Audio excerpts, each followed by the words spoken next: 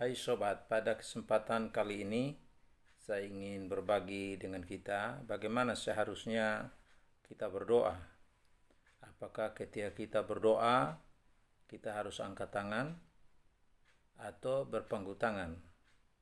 Apakah kita harus berdiri, duduk, berlutut, tunduk, jongkok? Sobat, semua sikap tubuh seperti ini tidak ada salahnya. Sebab yang paling utama dalam berdoa itu bukan cara bagaimana mengangkat tangan atau tutup mata, tapi yang paling penting adalah sikap hati kita di dalam kita berdoa kepada Tuhan. Bagaimana seharusnya kita berdoa? Paling tidak ada beberapa hal yang saya ingin bagikan bagi kita sekalian. Pertama, dalam berdoa kita harus memandang Tuhan sebagai Bapa kita yang maha segala-galanya. Tuhan adalah Tuhan yang maha kasih, maha kuasa, maha tahu, dan maha segala-galanya. Oleh karena itu, di dalam doa kita kepada Tuhan, kita harus memandang Dia. Dia adalah Bapa kita yang dalam firman-Nya Tuhan berkata bahwa kalau ada dua orang di bumi ini bersepakat meminta kepada Bapa dalam nama Yesus, Tuhan sendiri akan mengabulkannya. Jadi dalam doa kita itu kita jangan pandang pada kelemahan diri kita, jangan pandang juga kepada orang lain, tapi kita pandang kepada Tuhan, karena bagi Tuhan tidak ada perkara yang mustahil. Kita kemukakan segala kebutuhan kita kepada Dia pada saat kita berdoa. Kita percaya bahwa Dia maha segala-galanya, Dia mengetahui apa yang jadi keperluan kita, apa yang menjadi kebutuhan kita.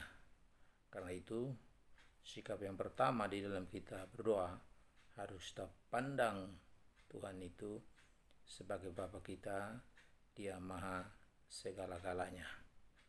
Yang kedua, menghormati Tuhan. Di dalam kita berdoa kita harus memiliki sikap hati yang sungguh-sungguh menghormati Tuhan.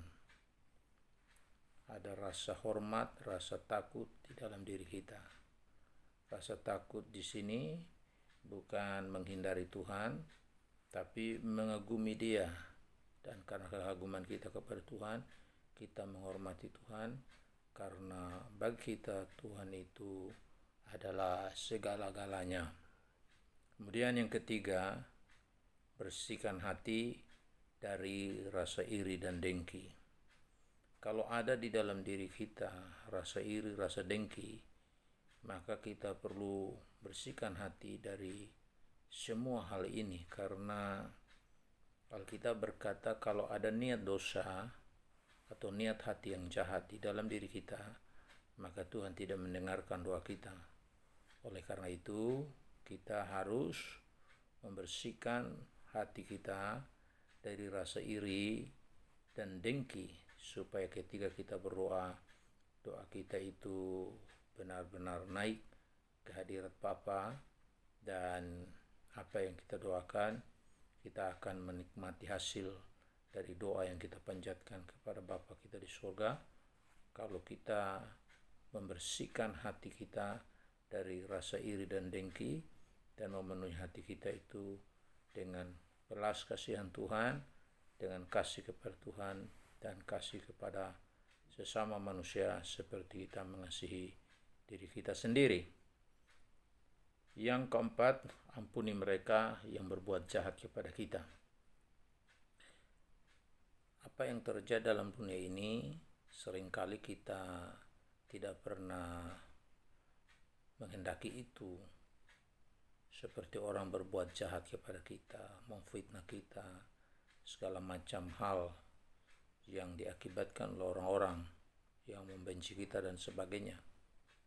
Ketika kita mencoba mencari tahu apa sebab mereka berbuat jahat terhadap kita, sedangkan kita tidak berbuat jahat kepada mereka. Tapi kenyataan seperti ini sering kali kita alami dalam kehidupan kita bermasyarakat, bahkan di dalam hubungan-hubungan yang kita jalin dalam persekutuan kita sebagai orang Kristen atau orang percaya dalam sebuah gereja.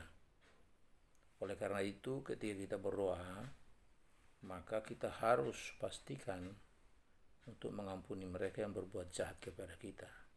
Karena firman Tuhan berkata, kalau kita tidak mengampuni, kita pun tidak akan diampuni. Karena itu belajar untuk mengampuni dan membiarkan hati kita itu dipenuhi oleh pengampunan. Karena kita pun sudah menerima pengampunan dari Tuhan. Kemudian yang kelima, berdoa tidak dengan bertele-tele. Berdoa itu sebenarnya merupakan pengungkapan hati kepada Tuhan sebagai Bapa. Oleh karena itu, tidak perlu bertele-tele di dalam kita berdoa. Kita tidak membaca mantra, tapi justru yang kita ungkapkan adalah apa yang menjadi kebutuhan kita kepada Bapa kita. Apa yang menjadi keperluan kita, kasih kita kepada Tuhan.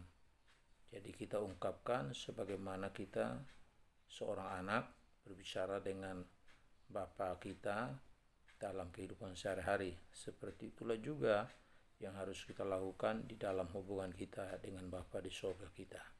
Dan yang terakhir, yang keenam, hindari kemunafikan. Mengapa kita hindari kemunafikan? Karena Tuhan yang kita hampiri dalam doa adalah Tuhan yang Maha Tahu, sehingga tidak ada sesuatu yang tersembunyi, apa yang kita perbuat, apa yang kita pikirkan. Karena itu kita harus belajar datang kepada Tuhan dalam doa dengan bersikap jujur apa adanya dan hindari kemunafikan. Itu beberapa hal yang saya ingin sampaikan kepada kita, bagaimana seharusnya kita berdoa. Kiranya Tuhan tolong kita untuk dapat menerapkan doa dengan hal-hal yang tadi saya sudah sampaikan. Amin.